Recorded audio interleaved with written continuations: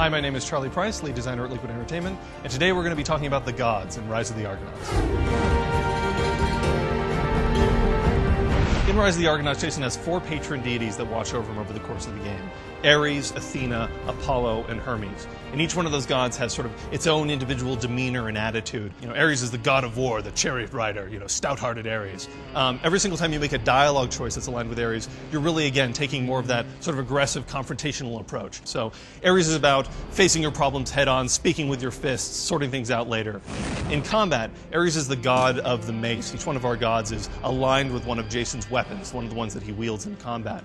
And so all the abilities that Ares gives you in combat are helping you reinforce sort of this notion of wading into battle, sort of having no concern for your own well-being and just striding in there, taking a few hits as you go, but you're just going to brain this guy and send him flying. Hermes is a little bit different. He's kind of the opposite of Ares. Hermes is the messenger god. He's the god of swiftness. He's the god of travelers. He's also the guy that ushers the spirits of the dead to the underworld. So with Hermes, his attitude is much more cunning. It's much more manipulative. It's much more crafty. So the clever player is going to want to sort of be more aligned with Hermes, and a lot of his choices are a little bit more manipulative. It's Jason getting a sort of an intellectual edge on his opponent, showing off his street smarts as a whole.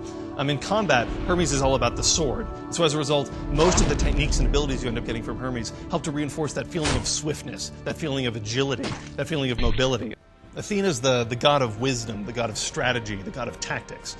When you make an Athena choice, it's really you're being more judicial about the scenario. You're going to judge this person one way or the other. Either they're just and deserve to be rewarded, or they deserve to be punished for their actions. So a little more cut and dry.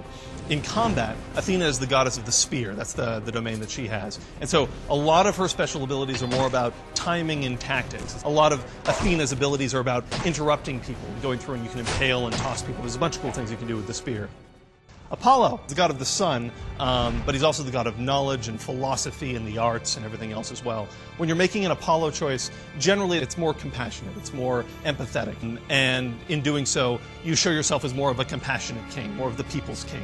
In combat, Apollo is the god of the shield. Now, oftentimes you see shield and you hear the term shield and you just imagine it's just sort of something that you're hunkering down behind. Jason's able to use his shield offensively as well. You'll notice there are instances in the game where you can go through and you can impale a guy with your spear and then step forward with your shield and cut off their head. So there's a lot of cool moments that Jason has where he uses his shield aggressively as well as defensively. So that's really what Apollo is all about in a nutshell. Thanks again. My name is Charlie Price, lead designer at Liquid Entertainment.